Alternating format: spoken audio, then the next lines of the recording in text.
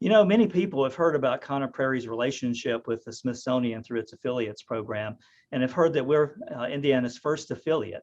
We were established nearly 13 years ago as a Smithsonian affiliate.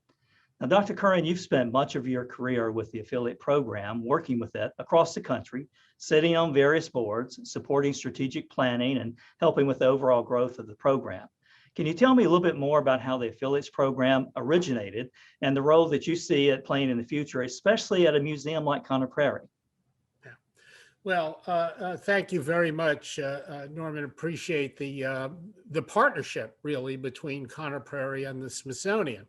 So I've been at the Smithsonian for about 45 years, and was there at the beginning of the affiliate program. Although, it has, just like any other origin story, it has some alternative events, whether it started as a discussion in Pennsylvania about old steel mills and railroad museums, or whether at the Alamo down in Texas and San Antonio, with folks claiming to be the first. But it really grew out of the Smithsonian's own looking at its mission in the 1990s. In 1996, we celebrated our 150th anniversary of the Smithsonian, founded in 1846.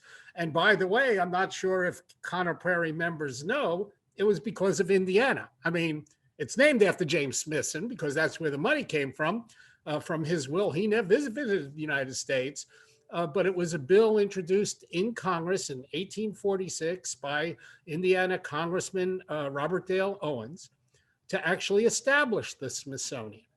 And that's what really got it started. His brother ended up picking the architect for the Smithsonian Castle on the Mall, where my office is. So I'm kind of grateful to Indiana and your role in making the Smithsonian happen. But there we were 150 years later in 1996, contemplating our anniversary and looking at the world in our reach. And I think, many cultural institutions at first, they start up alone. They may have greater or lesser reach. But we realized very quickly in looking at our country and indeed the broader world that museums had a greater role to play, and they can only do it if they leverage partnerships and collaboration. And so out of our anniversary, we did a traveling exhibit. It went around the country. We put on a lot of our treasures on the road. And many people who didn't get to see the Smithsonian or visit the Smithsonian, we get about 30 million visitors a year. That's 3 times more than Disneyland. But still, that was just a fraction of our country. And so the way to magnify our impact around the country was to partner with other museums, cultural institutions, historical societies, and so on.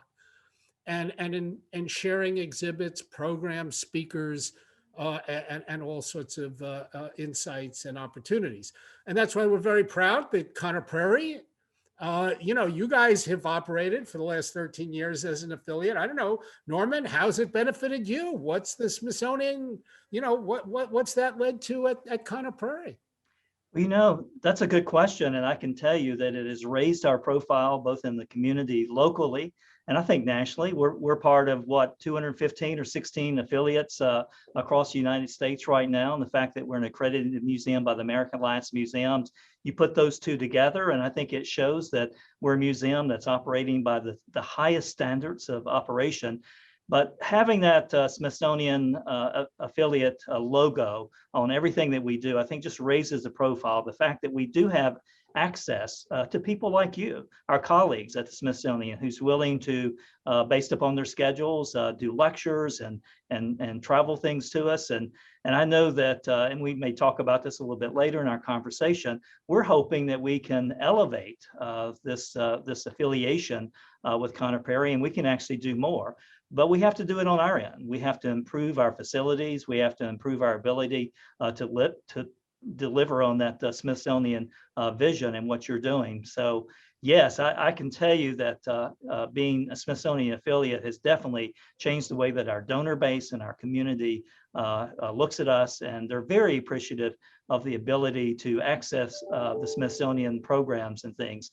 And I hope that we can do more with that going forward in the future. So do I, Norman, because one of the things that prompted our thinking about it is, the Smithsonian has collections. It has the largest collection of stuff, affectionately called stuff. Right now, that stuff is, George Washington's sword and the Star Spangled Banner and Lincoln's hat, Hope Diamond and Dorothy's shoes, and a few other Your things. stuff But may be a little better than our stuff right now. So well, but you're welcome to our stuff. I mean, the that's thing is, right. we only display about 1% of our items, treasures of the natural world, treasures of American history. Only about 1% is ever on display.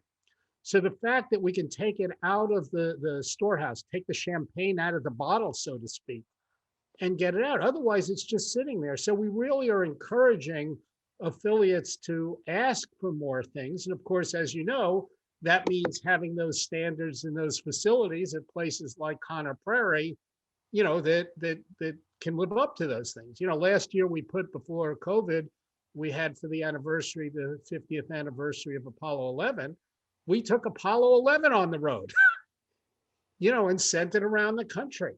And so we're really very happy. To me, it's I'm guessing your curators weren't real happy about that at first. Well, I'll tell you, Norman, the amazing thing is, so I saw it when we were taking care of it beforehand, Apollo 11. And, I was down on the floor. We had it over a Hazy Center out at Dulles Airport. We have the Hazy Center of the Air and Space Museum. That's where we work on items, conserving them, just like you have to conserve stuff. We have to conserve stuff before it moves or goes on exhibit, ready for display.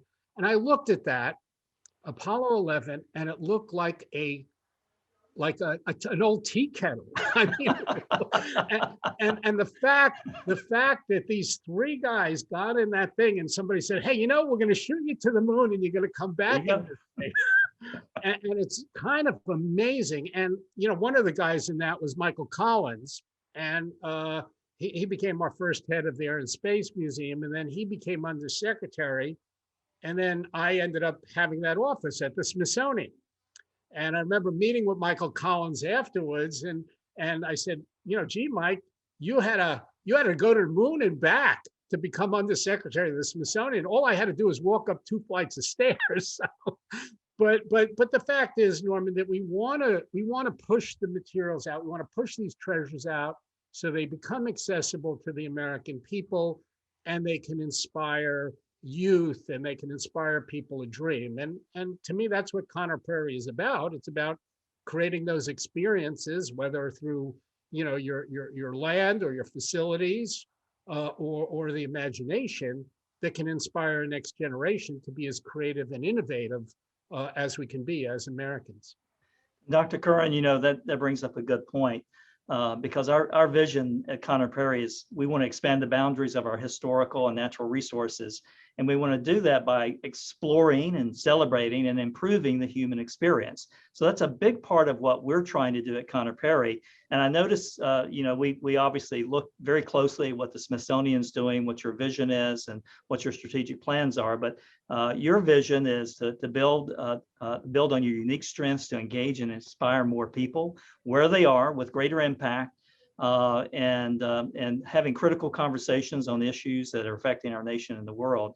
So I'm just wondering, as you think about what Prairie is doing, what the Smithsonian is doing, what parallels might you see between the vision of the Smithsonian and Prairie, and why do you think alignment is so critical to our museums, especially in the affiliate program?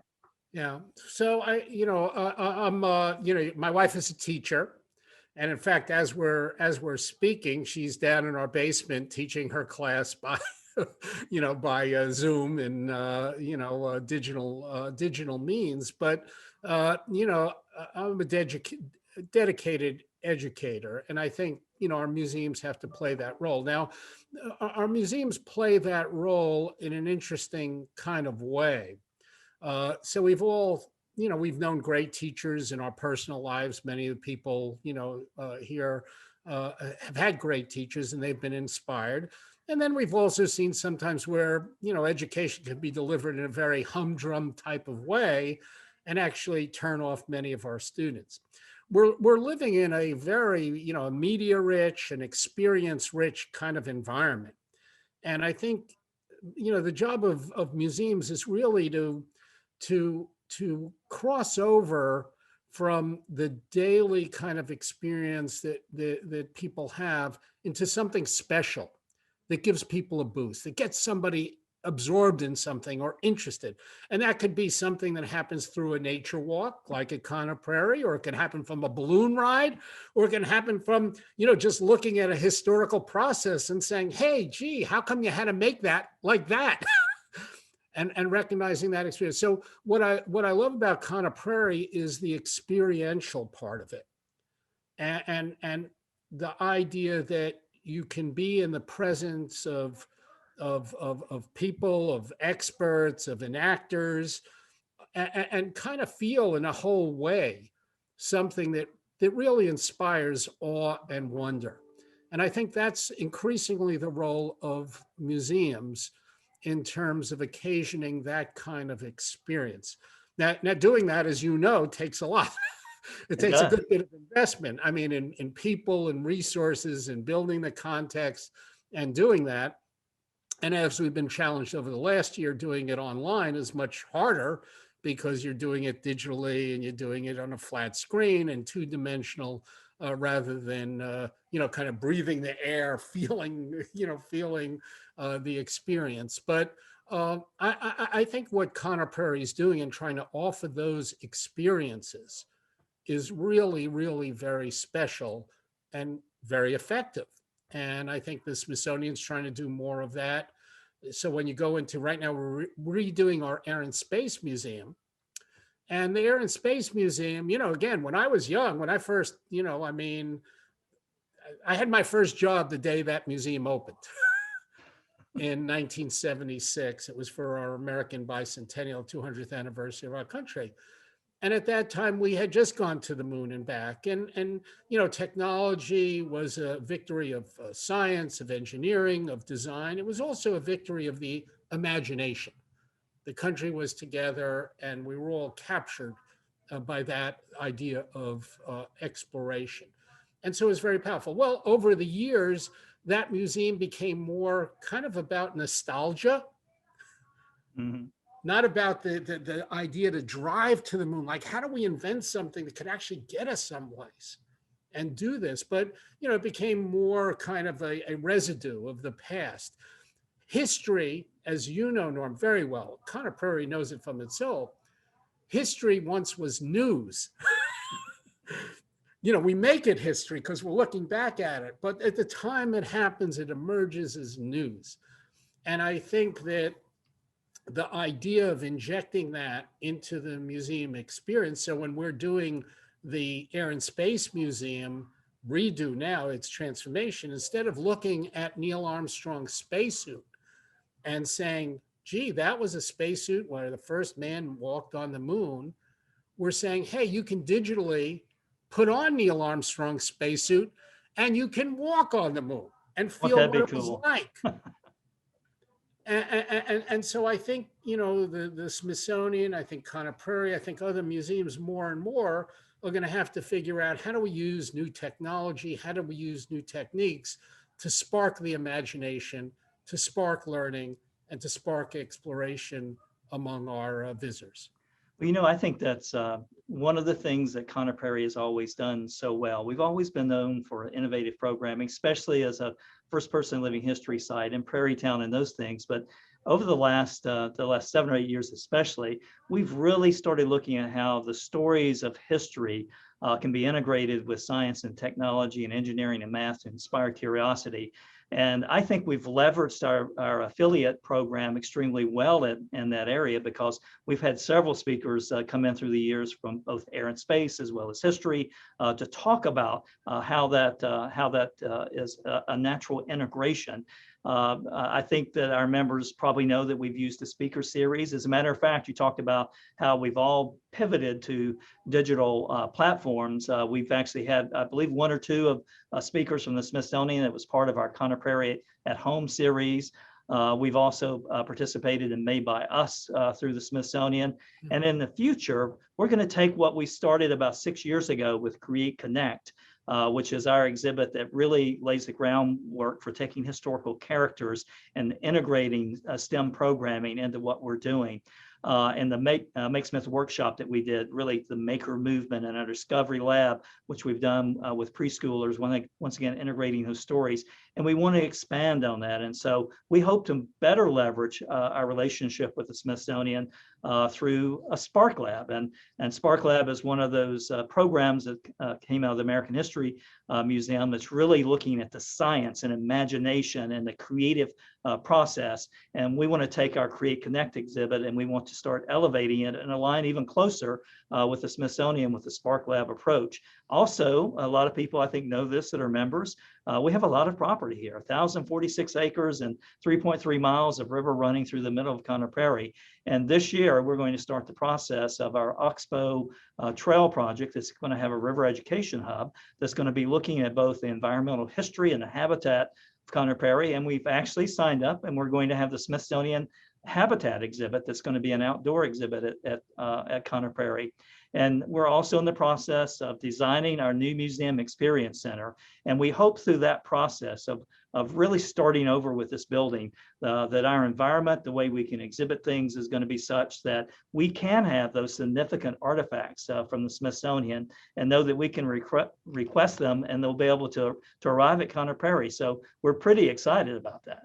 Yeah, no, it's good. Look, I think, we're learning, and we're all learning. We're learning, from what we've gone through with COVID. We're learning from the challenges in our society, whether it be, issues of climate, of habitat, of the natural world that we play a role in stewarding, or whether it's through our own civic, sense of civic responsibility.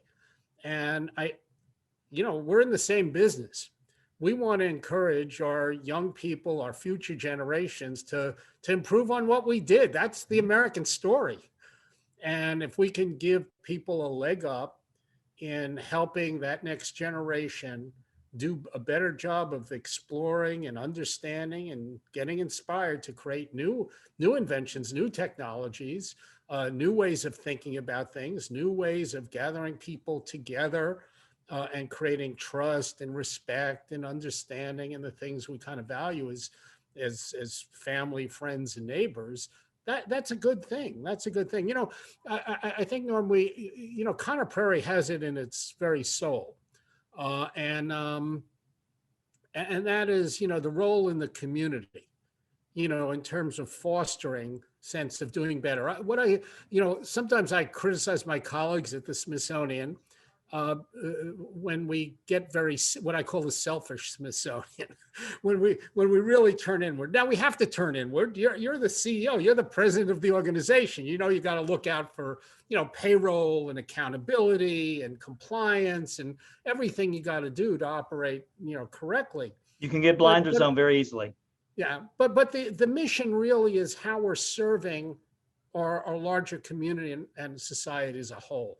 That's why these, museums were largely founded coming out of, kind of the idea of the Enlightenment, of providing opportunity for the greatest number of people in our society, figuring that, they were a good recipe for success. The Smithsonian, for example, was founded by James Smithson. He never visited the United States. He had a good bit of money. He distrusted monarchy. But he basically thought that there were two strong ideas that really could motivate the progress of society. One was knowledge, that knowledge would drive a better society. And the two, that knowledge widely distributed, the idea of democracy, the democratization of knowledge. Those were the two reasons. And he knew about Benjamin Franklin, he knew about Thomas Jefferson. And I think he kind of rejected, giving his money to his native England. He looked at France during the Revolution, high ideals, but, then kind of came Napoleon and, kind of didn't work out so good. But he really had a lot of faith in this young country of America. And the idea of somehow knowledge and democracy were good for the progress of society. I really feel strongly that we've done good by that. He invested well he sure did. in America in doing that, and that's kind of why we exist. So the museums, cultural institutions, historical society, it's not just to, make, make our own buildings nice for the sake of doing it. Is because, as you say, with your plans for Prairie, you're doing that because you could better serve a larger community in a high quality way. And that really, I think, should drive cultural institutions. Sometimes they get off the path, they get a little selfish, but Prairie has a long, long tradition of really distributing and serving the community. Just speaking to the fact that the Smithsonian is looking at serving the larger society. And as you know, our theme for today is from local to global, the business of the unusual. So when we were talking earlier this month, I think you shared how you've been working through the Smithsonian and with FEMA to protect the history and culture of our global community, not only when disaster strikes, but just on a daily basis. And you've done this in the United States, you've done it in Haiti, and now you've done it in Iraq. And we know that at its core, that's really why museums exist. We have this culture and we have a role as a museum to play on a much larger global scale. So I'd like for you to tell me a little bit about why the Smithsonian and its affiliates and communities put their resources behind both the preservation of historic artifacts and the application of those artifacts as learning tools. So once again, we possess these artifacts. You have a lot of artifacts that you also make available through the affiliates. And why are we preserving them and why are we using them as learning tools? Yeah, so, it's a great question because actually earlier today I had a discussion with one of our collection managers, and, the idea is we kind of get objects, natural specimens. We have the space shuttle sitting at the Smithsonian, and we get these things, and one kind of impulse, is to put them away. Put them in the back. Put them on ice. Freeze them. Make sure that they can't be touched, and then say we're saving it for future generations. Well, are we going to make them inaccessible to future generations as well by just locking them in a box or putting them on a shelf? And so it's always, to me, the question of what do these things do? What role do they play in individual, community, national, and global life? And how can we learn from them? And, with the Smithsonian, many of our collections play a continuing role in terms of research. So we don't have like 3 million, birds, stuffed birds, because they're just to sit there in drawers. Right. A few years ago, we took from Walter Reed and the U.S. military, the National Mosquito Collection. Now, I will bet that 99 out of 100 of your members never heard of the National Mosquito Collection. I never heard of it before. We've probably swatted a few. I certainly did. Like, why would you have a National Mosquito Collection? But here's what happened. There was a disease raging in the Southern Hemisphere, okay? It was Zika. And the Zika virus was being spread by mosquitoes. And the issue was, here was a collection that was assembled over a period of about 150 years, and our scientists could study that collection and study the evolution of viruses. Similarly, right now, we have a collection of bats. We've been working on those bats to study the evolution of coronaviruses. In fact, last year, as the coronavirus was, really raging, Smithsonian scientists were doing work on bats, finding that there's 6 more coronaviruses we didn't know about that are kind of lurking out there in the natural world. So, the collections have a value in terms of helping us look at things like the evolution of disease, for example, or the transformation of species and their effect in terms of, by pollution, environment, human use, and so on. There's also the historical artifacts.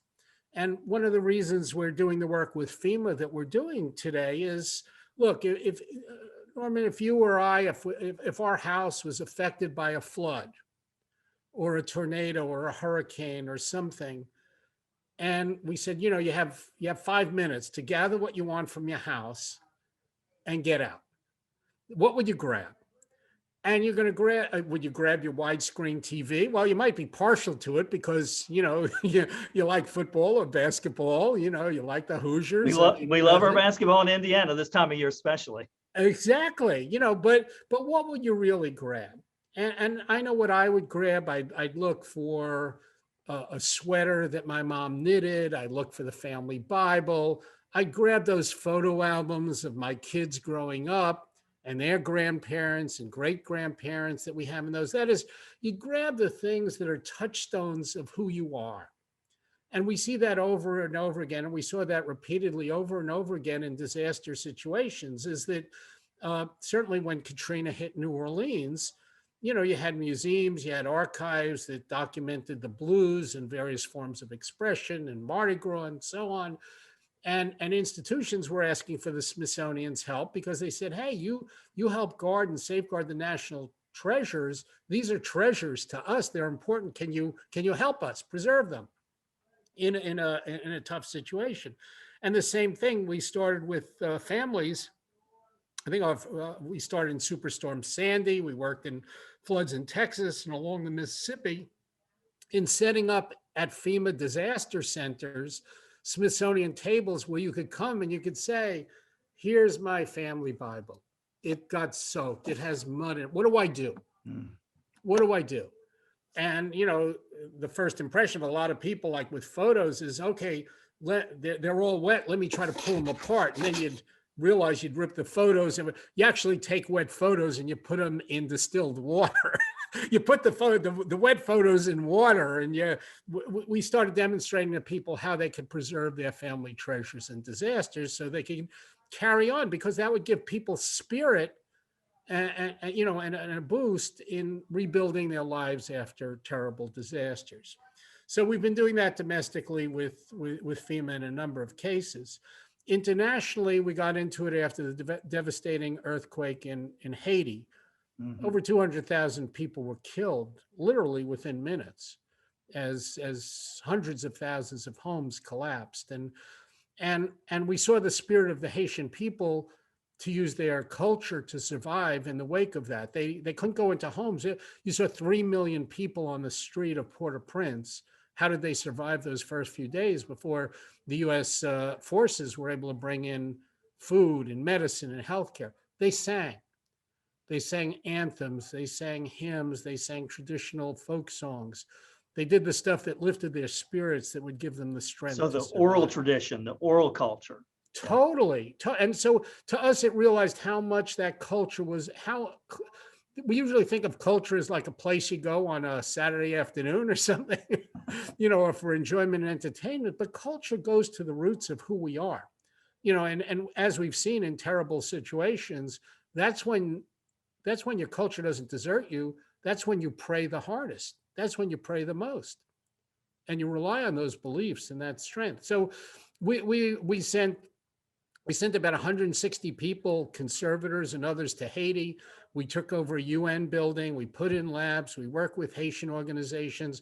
We trained Haitians, and we saved about 35,000 paintings and sculptures. And we saved archives and libraries and galleries so that Haitians would have the cultural DNA for the future. Just like at Prairie, you're preserving, history, preserving the past, just like the Smithsonian does it.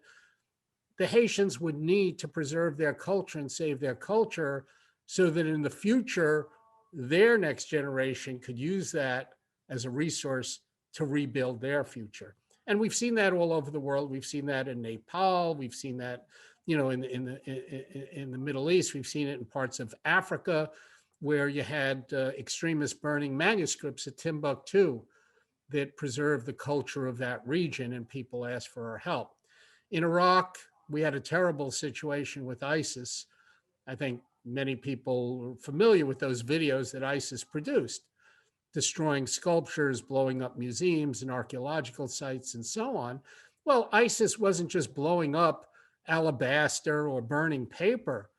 They were burning libraries because they didn't want people to have that knowledge. They were destroying, they leveled the tomb of Jonah, and paved it over. And the idea was to disappear history, disappear identity, disappear people's religion, their values, their knowledge that gives people the strength so that they can influence them and, turn them into, very, persuadable followers.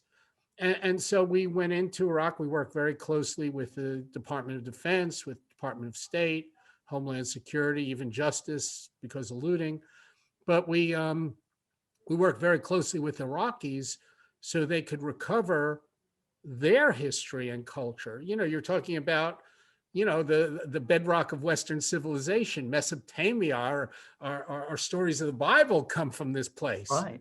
And ISIS was trying to get rid of that. So we look at cultural heritage as providing a tremendous kind of civic good, both in terms of our knowledge, our history, our identity, and in a place like Mosul in Iraq or some of these other sites, a place in the future where people are going to come to visit, just like people visit Jerusalem, and it provides a spiritual home. It provides a lot of knowledge, whereby people gather knowledge of history and their culture, religion from it.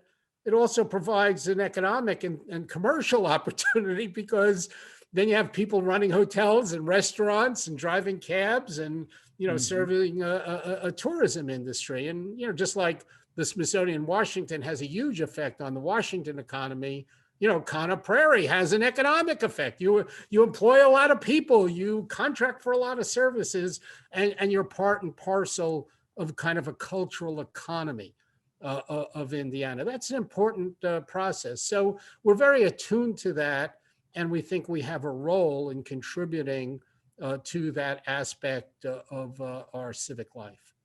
Well, I think the conversation you just had about the preservation of objects and what the role of learning is, I think people probably sometimes don't think about what a Smithsonian or what museums do. That's why our aspirational goal is to change the way the world views and uses museums, because I think people naturally have a narrow view of what a museum is. Oh, you're a history museum, so you should just be doing history. Yeah. You're an art museum, you're a science center, you're a nature center, you can go down the list, zoological park, botanical park. But at the core of what we do, we are community assets. We are there for serving the community.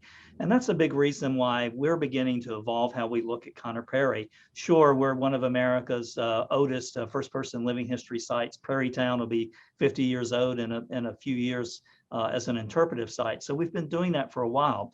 But we have 1,046 acres and 3.3 miles of river, and we're trying to see how we can expand on that, how we can integrate history with all of the resources that we have available to us.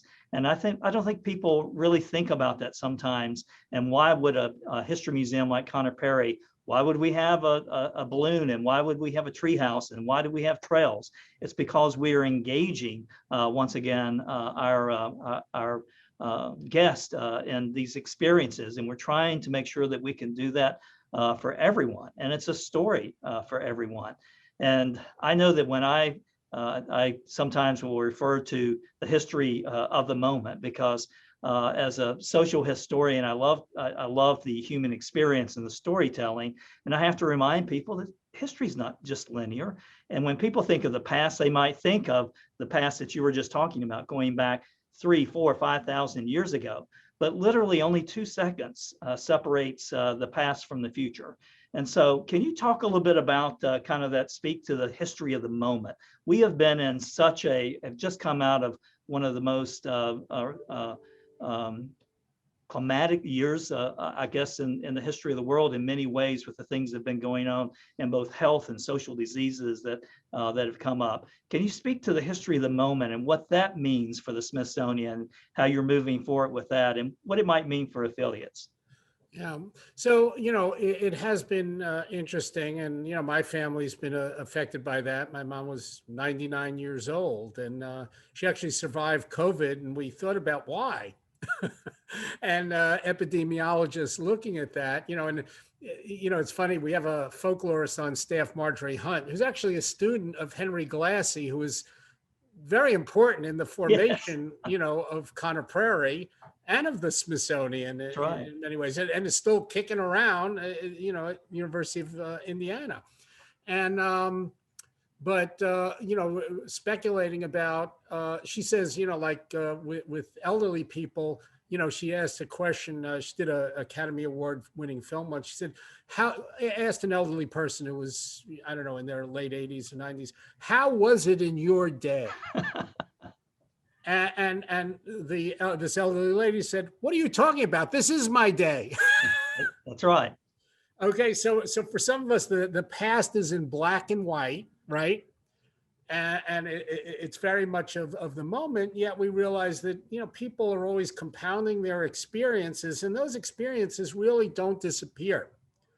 And the traces of those experiences don't disappear. So my mom, who was 99 years old, I was speculating with some forensic scientists at the Smithsonian, and even her doctors, because we think that some people may have developed immunity back when, during the flu epidemic of 1918, that some of the children born then, the parents developed some of the antibodies, and that may actually have aided them 98, 99, 100, 102 years later.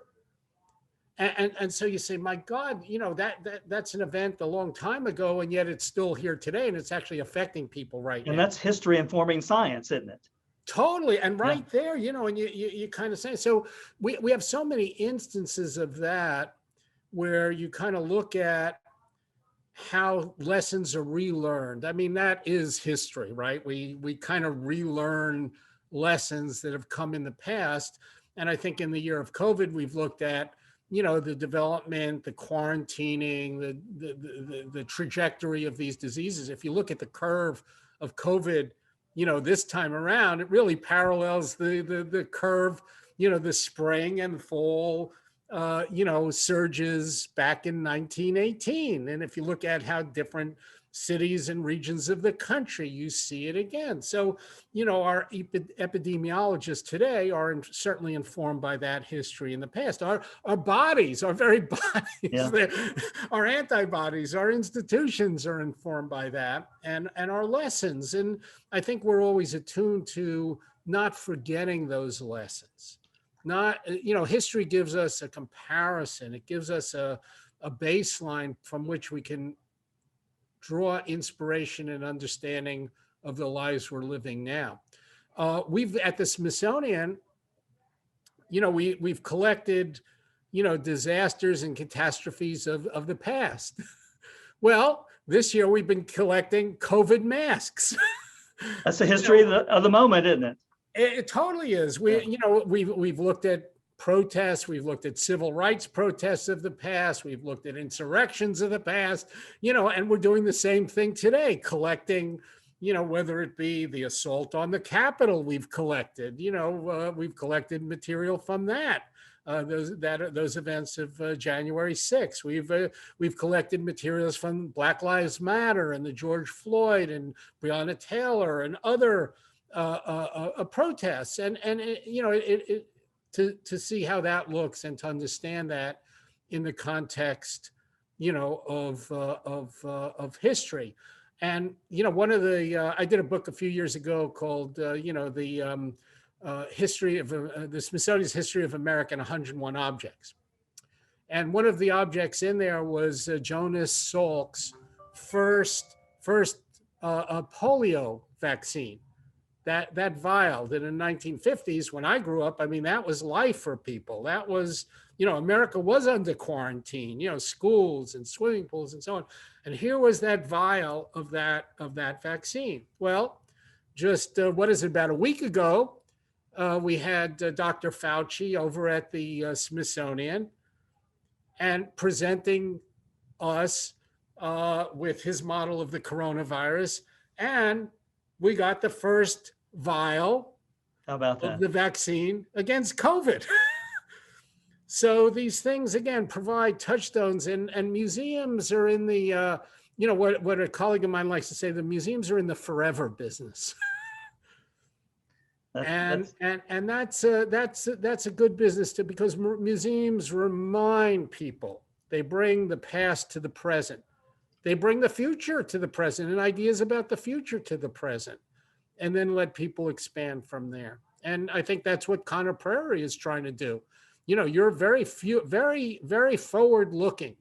I think, you all, from looking at, your plans and aspirations, see yourselves in that role in terms of providing a window, taking the past, but providing a window for the future for your constituents. Well, let's talk about that future just a little bit. Of course, you're in a unique position at the Smithsonian to see how museums can really impact people on a global scale and how they've adapted in this now post-COVID world. And of course, pivoting business plans on a daily basis. So we're going to continue to pivot with that and talk about COVID-19 and how museums are going to be educating the world. I said earlier that our theme for today is one of them is the business of the unusual, and that's because we saw during the beginning stages of COVID-19 and the pandemic early in 2020, we began to pivot away from what we would call the usual business that we do because we knew that we couldn't provide it and we were going to have to provide it in different ways. And that meant pivoting to virtual delivery of programs initially to our audiences online with Prairie at Home with over 80 original content pieces.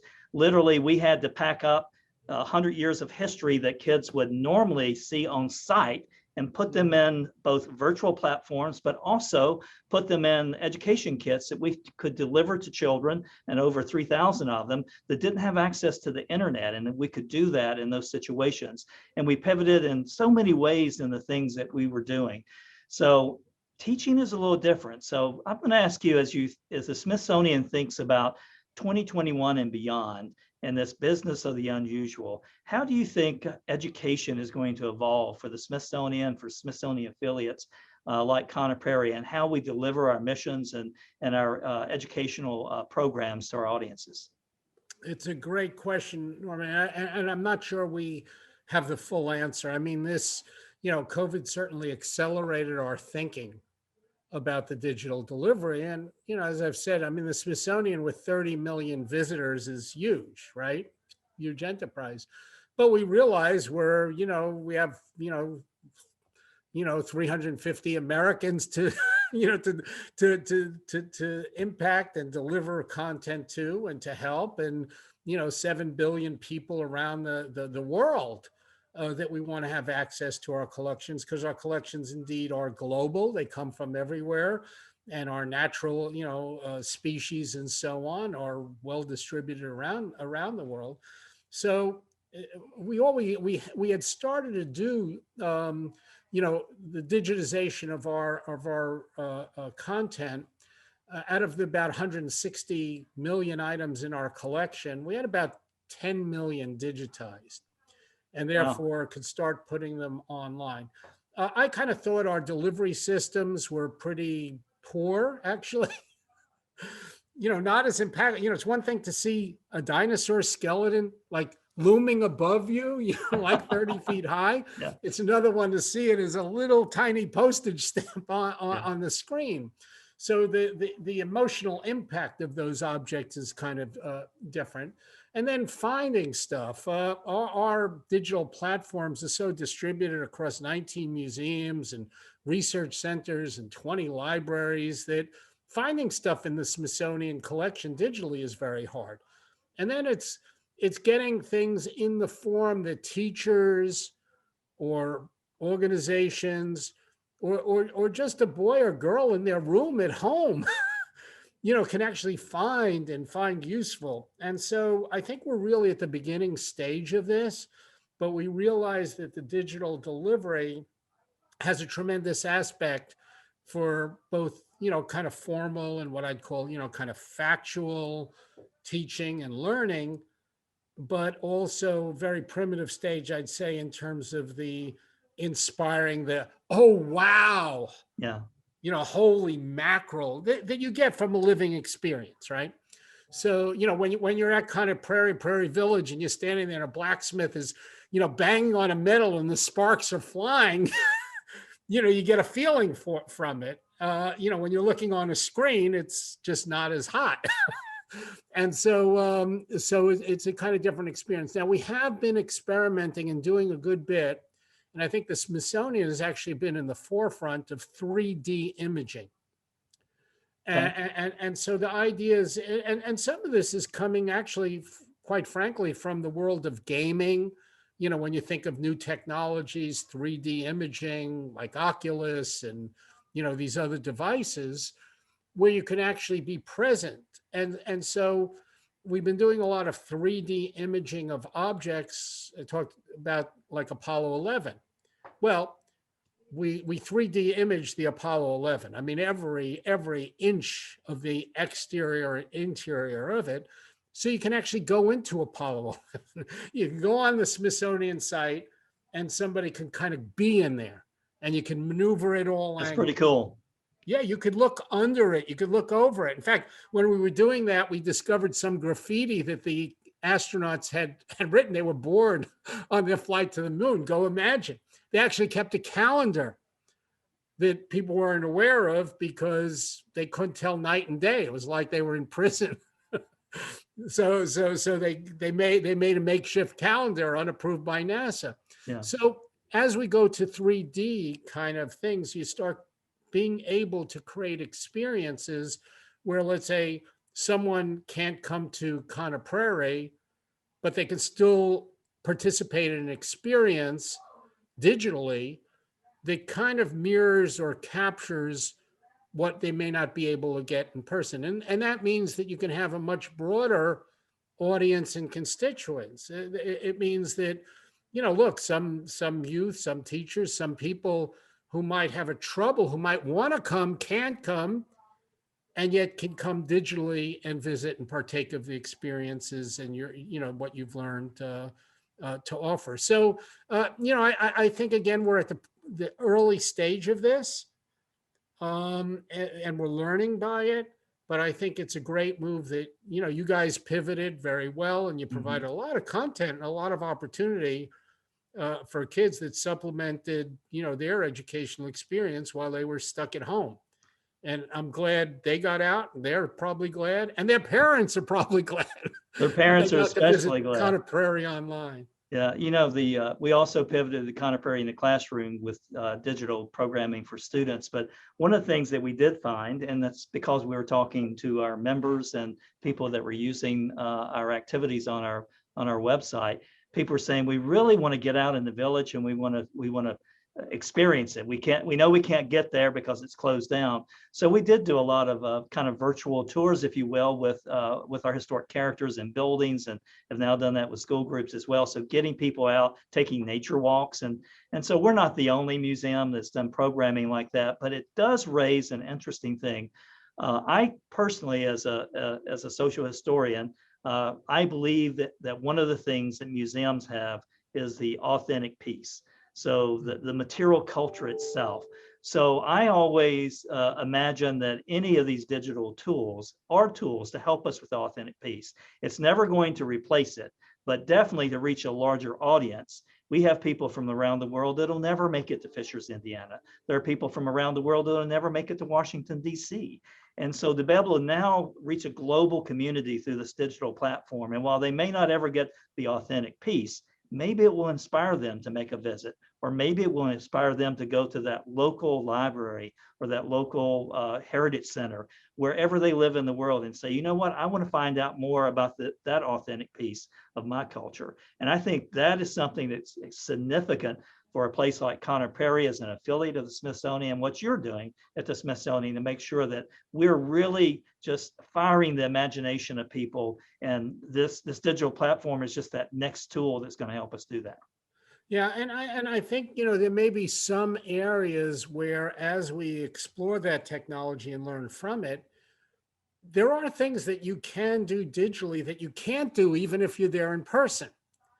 So I can't get close enough, you know, to Gilbert Stuart's portrait of George Washington in the museum. The alarms will go off. You know, the guards will tackle me.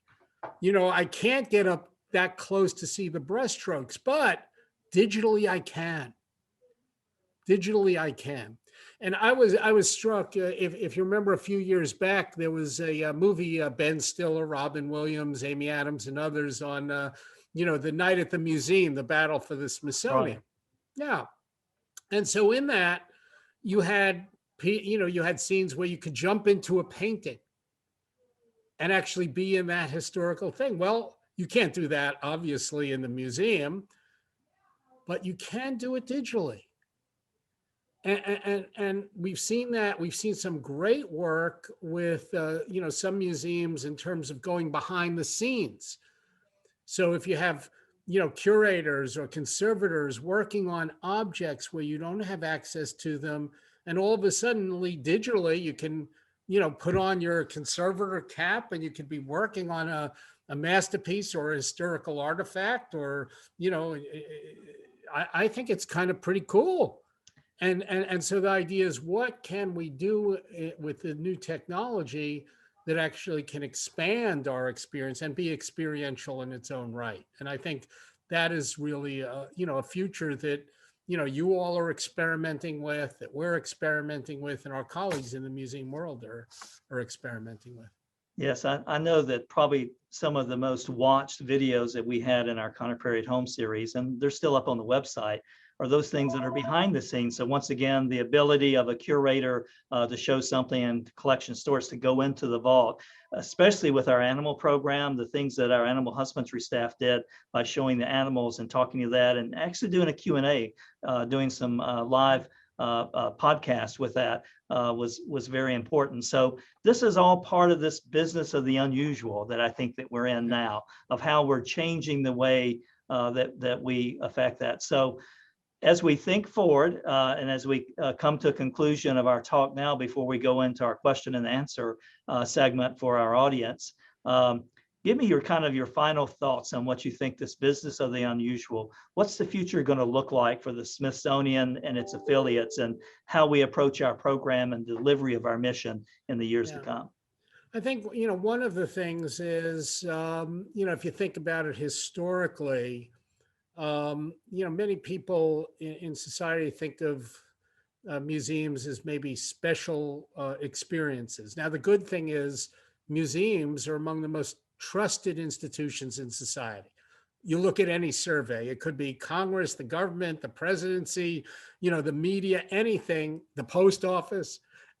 Museums come out very typically at the highest end of being trusted sources of information in society. And I think that's ever so important in the world. It's so vociferous and so divided and, so questionable about what's real and what's fake, and, and what's driven by ideology and so on. And museums are rock solid in terms of being driven by scholarship and science and fact and, empirically demonstrable things. So I think museums need to hold that place in the public trust. One of the things of museums, and I think Conner Prairie is actually one of the great exceptions to this, others are too, is it's very opening, very inclusive. Everybody's welcome. And that's a great thing. If I think about some of our art museums in the country, it's like, hey, do I have to get dressed up to go? And if I think about some of our science museums, it's like, well, don't I have to pass a test or really be knowledgeable? And, the wonderful thing is Conner Prairie is so welcoming. And that's something you share with the Smithsonian. Everybody's welcome. I grew up as a working class kid in New York. My dad was a truck driver. My mom worked in the garment center. I was the first one, to really go to college or anything. And yet I had those museums in New York. I could go anywhere in the world. And they offered so much opportunity. And so I think museums increasingly are really a portal for everybody. They're just so welcoming and opening. And as we look at the further distribution of knowledge and think it's better if everybody knows more, that is going to do our society well. And there's no telling where the next really creativity comes from. You don't know, Norm. You're the president and CEO of Conner Prairie, but you'll look out in the morning when you're open full up. I know now you're doing weekends and stuff, but when you're open full up, you don't know whether the 5th kid standing in line or the 15th kid in the class, with the teacher, which one is going to develop the new invention that changes life on our planet. That's right. But you want to make sure they're somewhere in there because you could contribute to that. And we want to inspire. Yeah.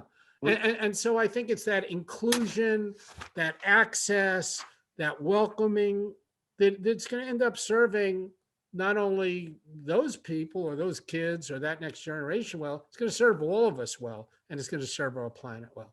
You know, the phrase inspiring curiosity and foster learning has been the cornerstone of our mission now for about 15 years. And I know that's a big part of what the Smithsonian does as well. And so you're right.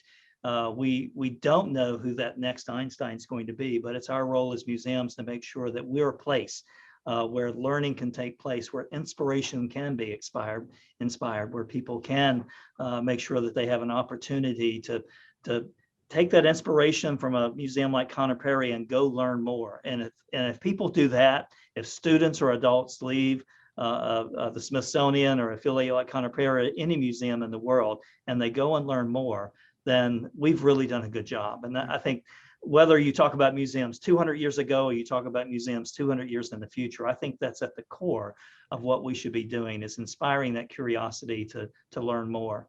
And so we appreciate our affiliation with the Smithsonian and what that means to us. And we're very hopeful of, as we continue to work with you and Secretary Bunch as an affiliate, that we can do even more. And we look forward to that. I know that we're getting ready to enter into our time.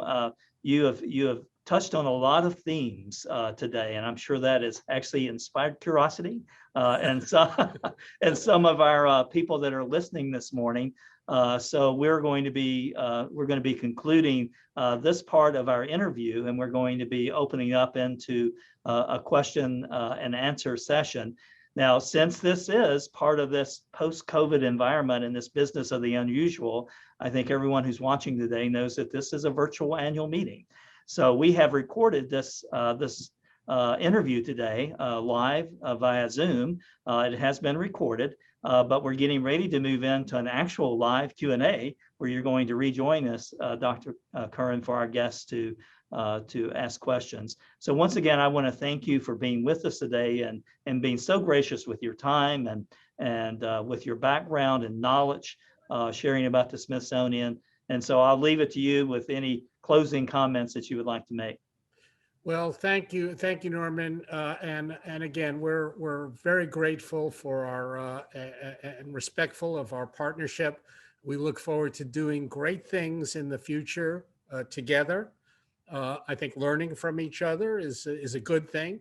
We can gain from your experience at the local and community level in the things you're trying that we may be afraid to try. But so I think the partnership has been a good one. I look forward to expanding, and I hope you get the support from your constituency, your members, your supporters, donors, and everybody else, because Prairie is such a special place.